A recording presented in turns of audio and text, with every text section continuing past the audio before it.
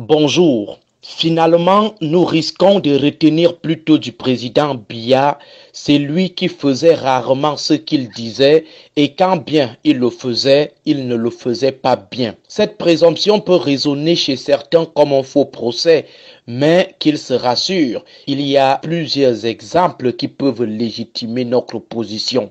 C'est le cas des clacteurs neufs qui somnolent depuis 2011 dans les buissons des Bolova, sous les yeux du président. Près de 750 clacteurs abandonnés. L'usine d'assemblage n'a duré que le temps du comice, le temps d'une photo souvenir du président assis au volant d'un clacteur, le temps du tape à l'œil et du matu vu, le temps de l'inchronisation du président en Nomgui et de son épouse en Nyamyon, la mère des peuples.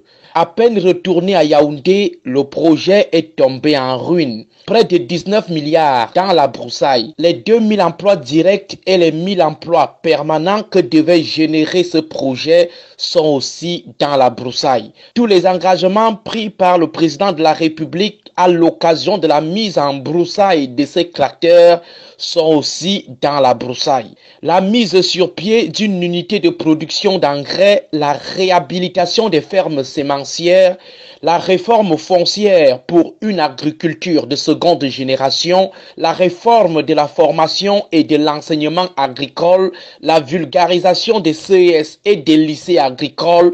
Tous ces engagements romantiques du président sont aujourd'hui dans la broussaille. Les espoirs de relance des comices de façon régulière sont aussi dans cette même broussaille. En 40 ans de règne sans partage, le président n'a organisé jusqu'ici que 2 comices, celui de Bamenda en 1984 et celui de Bolova en 2011.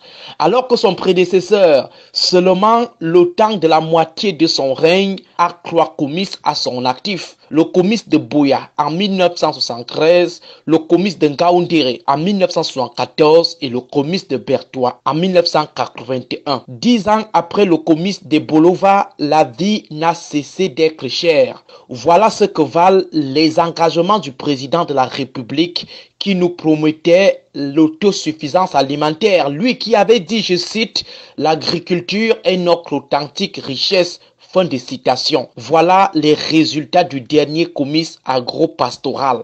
On a décidé délibérément, avec sacrée haute bénédiction que constitue son mutisme, d'abandonner dans la brousse des tracteurs qui auraient pu aider une population qui, à 60%, vit essentiellement de l'agriculture. Et cette très haute bénédiction du chef de l'État se fait remarquer dans son impunité multirécidiviste, puisque pour revenir au cas des tracteurs, le scandale de Bolova n'est que le remake d'un autre scandale produit en 2006, 5 ans avant le comice de 2011.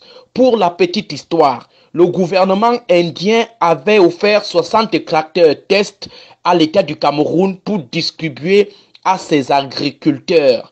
Comme d'habitude, selon un rapport de la DIC de feu Bernard Ndjonga, 49 de ces tracteurs avaient été distribués non pas aux agriculteurs, mais aux ministres et autres seigneurs de Yaoundé. Personne n'est allé en prison. L'enquête de la CONAC sur cette affaire est restée sans suite. Le président lui-même est resté muet. Mais curieusement, comme dans son discours du 31 décembre 2021, il présente toujours le visage de quelqu'un qui est prêt à donner sa vie pour la relance agricole et l'autosuffisance alimentaire de son peuple. Il persiste dans son progressivement qui n'a jamais de date butoir. Pendant ce temps, le président Buhari du Nigeria, après avoir annoncé à son peuple, il y a de cela 3 ans, son agriculture de 2e génération, a présenté cette semaine les premiers résultats de son projet.